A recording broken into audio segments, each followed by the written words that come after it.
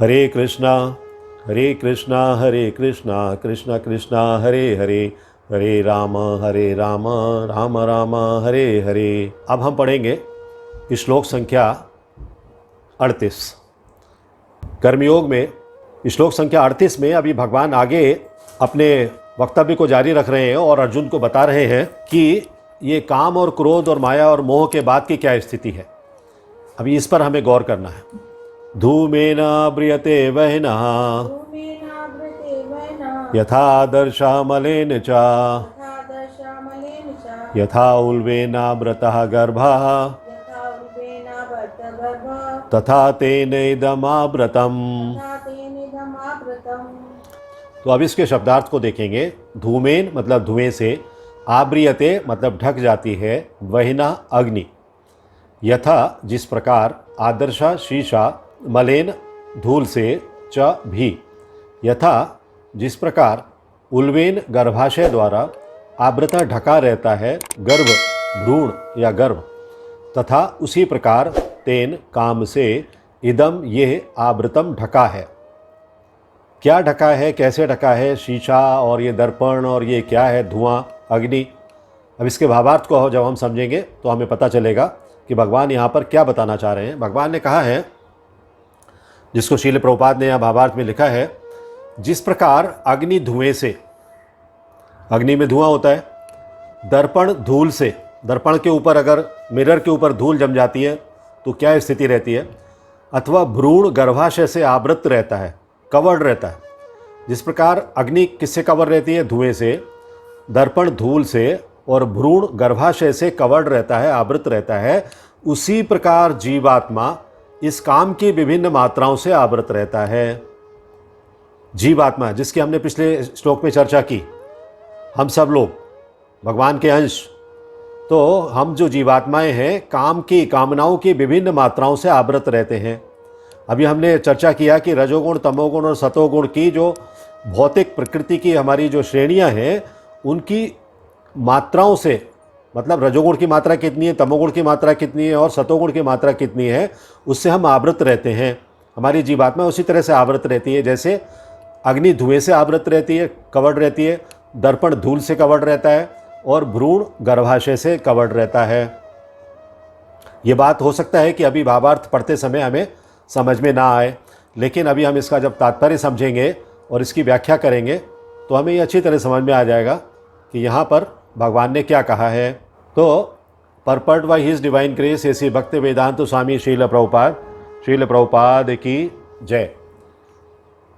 जीवात्मा के आवरण की 3 श्रेणियां हैं, कोटियां हैं, मतलब श्रेणियां हैं। जीवात्मा की जो कवरेज है उसकी 3 श्रेणियां यहाँ पर भगवान बता रहे हैं, जिनसे उसकी शुद्ध चेतना धूमिल होती है। जब वो जो शुद्ध चेतना लेकर आता है भगवान के पास से, भगवान तो उसे शुद्ध भेजते हैं, लेकिन जैसे ही उसका जन्म होता है इस पृथ्वी पर जीवात्मा का, उसकी अशुद्धि शुरू हो जाती है पहले क्षण से ही। तो जीवात्मा के आवरण की 3 श्रेणियां यहाँ उन्होंने बताई हैं। ये आवरण काम ही हैं, ये आवरण जो है, ये कवरिंग जो है, वो कामना के ही हैं, जो विभिन्न स्वरूपों में होता है। जैसे कि अग्नि में धुआं, अग्नि में लपट नहीं हो, लेकिन अगर धुआं है इसका मतलब वहाँ पर अग्नि है। दर्पण पर धूल हो, पूरी तरह से हमें क्लियर दिख भी नहीं रहा हो, लेकिन इसका मतलब दर्पण है, उसको क्षमता है कि वो आपकी प्रतिबिंब दिखा सकता है। और भ्रूण पर गर्भाशय, तो गर्भाशय से कवर किया हुआ अगर भ्रूण है तो हमें पता लगता है कि हाँ वहाँ पर कोई बालक है। तो जब काम की उपमा धूम से दी जाती है तो ये समझना चाहिए, धूम से या धुएं से दी जाती है तो हमें ये समझना चाहिए कि जीवित स्फुलिंग की अग्नि कुछ कुछ अनुभव गम्य है। जीवित स्फुलिंग कौन है? हम लोग, जीवात्मा, जो हमारे अंदर थोड़ी सी चेतना बैठी हुई है, बहुत छोटा सा अंश बैठा हुआ है, उसको हम कुछ कुछ महसूस कर सकते हैं। मतलब जब अग्नि में धुआं उठ रहा है, इसका मतलब है अग्नि की लपट नहीं दिख रही हमें, लेकिन हम ये महसूस कर सकते हैं इसके अंदर चिंगारी है। अगर हम इसको थोड़ी सी भी हवा देंगे तो ये लपट बन जाएगी, पूरी तरह से अग्नि का रूप धारण कर लेगी। तो इसी तरह से उस जीवात्मा में, जो कि अग्नि में धुआं की तरह से है, उसको अगर हम थोड़ी सी भी कृष्ण भक्ति की हवा देंगे तो वो फिर से भक्ति में आ जाएगी। पहला उदाहरण। तो दूसरे शब्दों में, जब जीवात्मा अपने कृष्ण भावनामृत को कुछ कुछ प्रकट करता है, अब थोड़ा थोड़ा धुआं छोड़ रही है वो अग्नि, कुछ कुछ प्रकट कर रहा है जीवात्मा, तो उसकी उपमा धुएं से आवृत अग्नि से दी गई है। तो धुएं से जो कवर्ड अग्नि है उससे उसकी तुलना की गई है। यद्यपि जहाँ कहीं धुआं होता है वहाँ अग्नि का होना अनिवार्य है। जहाँ धुआं है वहाँ आग तो होगी ही, बिना आग के धुआं नहीं होता। हम लोग वैसे भी एक मुहावरे के तौर पर भी कहते हैं अगर धुआं है तो इसका मतलब आग जरूर है। तो किंतु प्रारंभिक अवस्था में अग्नि की प्रत्यक्ष अभिव्यक्ति नहीं होती।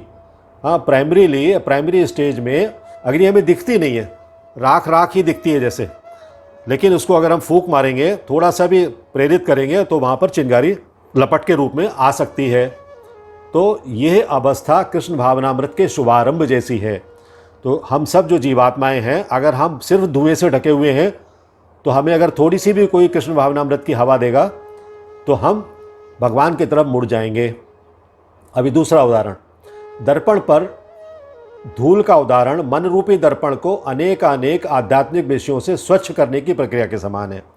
अगर दर्पण पे धूल होती है और हमें हमारी शक्ल बराबर नहीं दिख रही होती तो हम क्या करते हैं? हम फौरन कपड़े से उसको साफ करते हैं।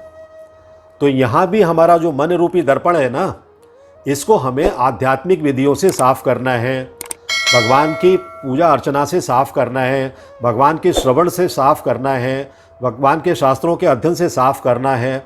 तब हमारा मन रूपी दर्पण अगर साफ हो जाएगा तो हम कहाँ बढ़ेंगे? हम फिर भगवान की तरफ मुड़ जाएंगे। तो भगवान की तरफ मुड़ना इस दर्पण को साफ करने के बराबर है। साफ करने से हमारी छवि वहाँ बराबर दिखने लगेगी, साफ दिखने लगेगी। तब हमें पता लगेगा अरे हम तो इतने गंदे हैं, हम क्यों नहीं भगवान की तरफ जाएं। तो आध्यात्मिक विधियों से स्वच्छ करने की प्रक्रिया के समान है। इसकी सर्वश्रेष्ठ विधि है भगवान के पवित्र नाम का संकीर्तन। सर्वश्रेष्ठ विधि है भगवान के पवित्र नाम का संकीर्तन। इसके लिए कोई और योग्यता की जरूरत नहीं है, सिर्फ आपका उस संकीर्तन में भाग लेना जरूरी है। आपको MA, BEd, PhD, LLB और DLED फलाना ठिकाना इंजीनियरिंग कुछ भी हो या ना हो, उसकी कोई ज़रूरत नहीं है। दर्पण पर धूल का उदाहरण मन रूपी दर्पण को अनेक आध्यात्मिक विषयों से स्वच्छ करने की प्रक्रिया के समान है। तो दर्पण को जैसे हम स्वच्छ करते हैं ना, ऐसे हमें मन का अपना दर्पण जो है वो आध्यात्मिक विधियों से स्वच्छ करना है। इसकी सर्वश्रेष्ठ विधि है भगवान के पवित्र नाम का संकीर्तन। तो मैं जो बता रहा था कि संकीर्तन करने के लिए किसी और योग्यता की आवश्यकता नहीं है। आपको सिर्फ वहाँ उपस्थित होना है संकीर्तन की जगह पर। आपको हरे कृष्ण महामंत्र का उच्चारण करना है, नाचना है, कूदना है, मृदंग बजाना है, करताल बजाना है, भगवान के नामों का स्मरण करना है। तो इसके अलावा और कोई योग्यता की ज़रूरत नहीं है।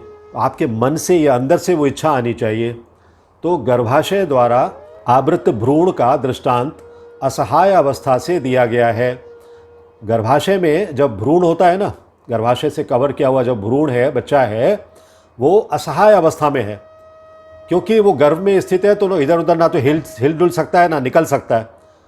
हाँ, वो सिर्फ भगवान को याद करता है कि भगवान मुझे जल्दी से जल्दी यहाँ से बाहर निकालो, मैं मलमूत्र में यहाँ फंसा हुआ हूँ। तो ऐसी इच्छा करने वाला मतलब हम इतने असहाय हो गए हैं। वो थर्ड स्टेज है। जब हम थर्ड स्टेज पर पहुँच जाते हैं तो जीवन की ये अवस्था जो है वृक्षों के समान है। भगवान ने यहाँ बताया है वृक्षों के समान है। वृक्ष जो खुद भी जीवात्माएँ हैं लेकिन असहाय होकर खड़ी हुई हैं, उनका कोई सुनने वाला नहीं है, कोई उनको ध्यान देने वाला नहीं है। तो किंतु उनमें काम की प्रबलता को देखते हुए उन्हें ऐसी योनि मिली है जो कामनाएं ज़्यादा की थी पिछले जन्म में, जिसके कारण से उन्हें वृक्ष की योनि मिली। अब तुम खड़े रहो 25 साल तक, अब तुम खड़े रहो 40 साल तक, अब तुम खड़े रहो 5 साल तक। तो ये जो उनको देखने को मिला है, ये जो भोगने को मिला है, वे चेतना शून्य हो जाते हैं काम के कारण, वृक्ष होने की स्थिति के कारण। वृक्ष की अवस्था में जब वो खड़े हुए हैं तो वो निर्विकार रूप से खड़े हुए, चेतना शून्य खड़े हुए हैं। तो धूमिल दर्पण पशु पक्षियों के समान है। पशु पक्षी जो अपनी शक्ल तो देखते हैं लेकिन उनको समझ में नहीं आता। मान लीजिए एक बंदर के हाथ में दर्पण आ जाए तो वो क्या करता है? उसको एक बार देखता है फिर ज़मीन में मारता है, एक बार फिर देखता है फिर ज़मीन में मारता है। कोई कौवा या चिड़िया अगर दर्पण को देखने लगती है, मिरर को देखती है, तो उसमें चोंच मारती है आके अपनी। वो ये खोजने की कोशिश करती है कि सामने जो पक्षी बैठा हुआ है वो मेरी जैसा दिख रहा है लेकिन बाहर क्यों नहीं आ रहा है। तो ये धूमिल दर्पण पशु पक्षियों के समान है और धूम्र से आवृत अग्नि मनुष्य के समान है। तो ये मनुष्य, पशु पक्षी जो थोड़ी से उससे सेकेंड स्टेज की स्थिति और थर्ड स्टेज की स्थिति भ्रूण। तो ये जो वृक्ष तो ये जो 3 स्थितियाँ यहाँ भगवान ने बताई हैं, ये मनुष्य की स्थितियाँ हैं। हमें इनसे निकल कर बाहर आ जाना चाहिए। और इन तीनों स्थितियों में जो धुएं की स्थिति है वो सर्वोच्च बताई है यहाँ पर, कि उसमें हम बहुत जल्दी आसानी से बाहर आ सकते हैं। जो दर्पण पर धूल की स्थिति है वो थोड़ा सा कठिन है, दर्पण को साफ़ करना पड़ता है, हमें अपने मन को साफ़ करना है।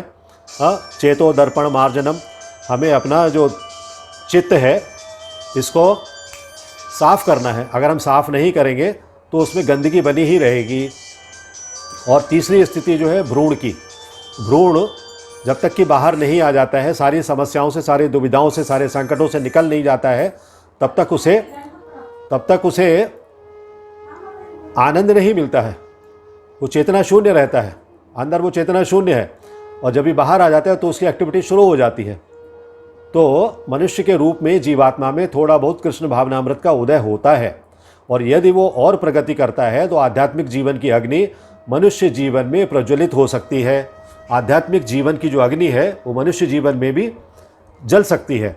मतलब मनुष्य जीवन उस आध्यात्मिक अग्नि से आलोकित हो सकता है, प्रकाशमान हो सकता है। यदि अग्नि के धुएं को ठीक से नियंत्रित किया जाए तो अग्नि जल सकती है। धुएं को अगर आपने ठीक से नियंत्रित किया तो अग्नि जलेगी, और अगर आपने धुएं को ठीक से नियंत्रित नहीं किया तो आपकी आंखें जलेंगी, वो धुआं सब आपकी आंखों में आ जाएगा। अतः ये मनुष्य जीवन जीवात्मा के लिए ऐसा सुअवसर है जिससे वो संसार के बंधन से छूट सकता है। जो मानव देह हमें मिली है ना, मनुष्य का जीवन जो मिला है, ये ऐसा अनुपम मौका है कि हम संसार के बंधनों से मुक्ति पा सकते हैं, जन्म मृत्यु जरा व्याधि से मुक्ति पा सकते हैं। मनुष्य जीवन में काम रूपी शत्रु को योग्य निर्देशन में कृष्ण भावनामृत के अनुशीलन द्वारा जीता जा सकता है। तो काम रूपी जो शत्रु है ना, कामना रूपी शत्रु, उसको भी हम जीत सकते हैं। कैसे जीत सकते हैं? कि अगर हम कृष्ण भावनामृत का अनुशीलन करेंगे अपने जीवन में तो ही हम इसको जीत पाएंगे। तो अभी देखिए, इसकी अगर हम इस श्लोक की जब व्याख्या करेंगे तो व्याख्या में हमें ये समझ में आएगा कि धूमेना ब्रियते, धूमेना ब्रियते क्या है?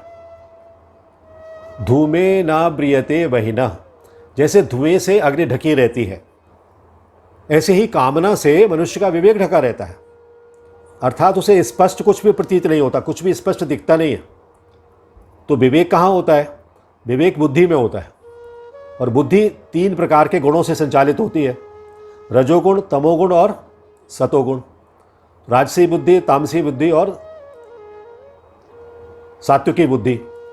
तो सात्विकी बुद्धि में कर्तव्य का ठीक ज्ञान होता है, ठीक ज्ञान होता है, और अकर्तव्य का ठीक ज्ञान होता है। मतलब हमें क्या करना चाहिए और क्या नहीं करना चाहिए, इसका ठीक ज्ञान हमें सात्विकी बुद्धि में होता है। राजसी बुद्धि में कर्तव्य और अकर्तव्य का हमें ठीक ज्ञान नहीं होता, थोड़ा बहुत होता है, 100% परफेक्ट नहीं होता। और तामसी बुद्धि में सब कुछ इसके विपरीत होता है, वहाँ कुछ भी ज्ञान नहीं होता। तो ये जो अंतर है ना तीनों में, ये अंतर हमें ख़ास तौर से ध्यान में रखना है। क्योंकि कामनाएं उत्पन्न होने से सात्विकी बुद्धि भी धुएं से अग्नि के समान ढकी रहती है। जब कामनाएं उत्पन्न हो जाती हैं तो ये बुद्धि हमारी ढक जाती है, जैसे कि अग्नि धुएं से ढकी हुई है। और फिर राजसी और तामसी बुद्धि का तो कहना ही क्या है, वो इस अवस्था में तो बिल्कुल भी हमारे मन को अपने काबू में कर लेते हैं। तो इस अवस्था में अगर थोड़ी सी भी असावधानी हुई तो क्या होता है, हम अपने स्थान से गिर जाते हैं, हमारा पतन हो जाता है। तो ये कामना ही जो है, कामना इच्छाएं हमारी जो हैं, ये विवेक को ढकने वाली है। विवेक हमारा जो प्रज्ञा है उसको हमें ढक लेती है। तो कामना उत्पन्न होते ही विवेक धुंधला हो जाता है। जैसे धुएं से ढकी रहने पर भी अग्नि काम कर सकती है, अग्नि है अंदर, इसी तरह से हमारे अंदर अशुद्ध चेतना है लेकिन वो ढकी हुई है। ऐसे ही यदि कोई भक्त कामना के पैदा होते ही सावधान हो जाए, अगर उसके अंदर कामना आई और वो सावधान हो जाए तो क्या होता है, उसका विवेक काम कर सकता है। मतलब समय पर उसने एक्शन ले लिया, हाँ, कामना को हावी नहीं होने दिया, तो प्रथम अवस्था में कामना को वो नष्ट कर सकता है, एबॉलिश कर देगा। तो कामना उसको प्रभावित नहीं कर पाएगी। क्योंकि जिस वस्तु की हम कामना करते हैं वो सदा साथ रहने वाली नहीं होती है, वो नश्वर है, नष्ट होने वाली है।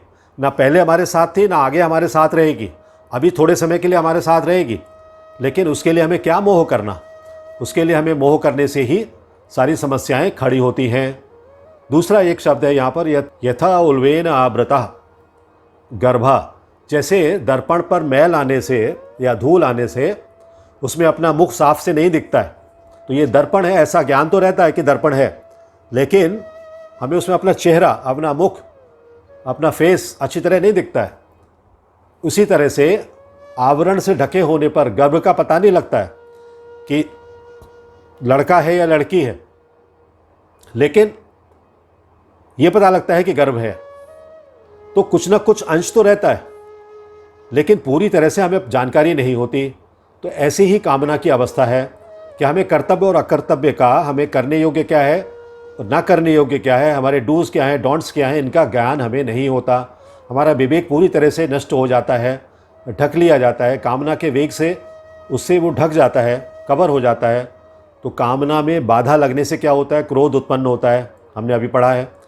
तो फिर उससे अट्रैक्शन पैदा होता है, सम्मोह पैदा हो जाता है, अटैचमेंट पैदा होता है, क्योंकि क्रोध करने के कारण जब कामना पूरी नहीं हुई तो हमें क्रोध हुआ, तो हमें उस चीज़ की तरफ और लगाव होता है, हमें क्यों नहीं मिल रही है, और जब मिल जाती है तो हमें लोभ पैदा हो जाता है कि हमें और मिलनी चाहिए। तो इस सम्मोहन से, इस अटैचमेंट से, इस अट्रैक्शन से हमारी बुद्धि नष्ट हो जाती है, और बुद्धि नष्ट हो जाने पर मनुष्य काम करने योग्य नहीं रहता है। जो काम करने चाहिए वो नहीं करता है, और जो काम नहीं करने चाहिए वो करने लगता है। तो इससे क्या होता है कि वो झूठ, कपट, बेईमानी और अन्याय, पाप, अनाचार, अत्याचार, इन सब में भाग लेने लगता है, क्योंकि उसका जो विवेक है वो तो नष्ट हो चुका है। तो धुआं दिखाई देने से ये सिद्ध हो जाता है कि वहाँ पर अग्नि है, क्योंकि अगर वहाँ अग्नि नहीं होती तो धुआं नहीं होता। अतः जिस प्रकार धुएं से ढके होने पर भी अग्नि होने का ज्ञान होता है, मैल से ढका होने पर भी या धूल से ढका होने पर ही दर्पण होने का ज्ञान होता है, और आवरण से ढका होने पर भी गर्भ के होने का ध्यान रहता है, आभास होता है। उसी प्रकार कामना से ढका होने पर विवेक का ज्ञान होता है कि विवेक तो है लेकिन वो कामनाओं से ढका हुआ है। अब हमें कर्तव्य और अकर्तव्य का ज्ञान हो सकता है अगर हम वो दर्पण या गर्भ के ऊपर का आवरण या धुएं को साफ करें, निकालें, ख़त्म करें, तभी हमें ये पता चल सकता है कि कामना कहाँ है, कामना का क्या लेवल है, किस स्तर की कामनाएं हमें परेशान कर रही हैं। यही हमारा दोष है कि हम उन कामनाओं का पता नहीं करते, हम उन कामनाओं में डूब जाते हैं, आनंद का अनुभव करने लगते हैं। जो क्षणिक आनंद है वो क्षणिक आनंद हमारे किसी काम का नहीं है।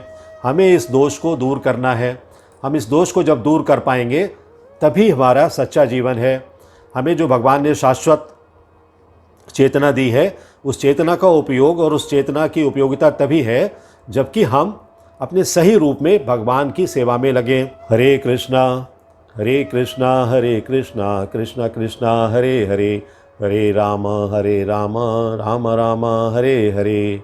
If you like this video, press the like button and share it with your family and friends. If you want to watch more such videos, please subscribe to our channel, and for getting updates, press the bell icon.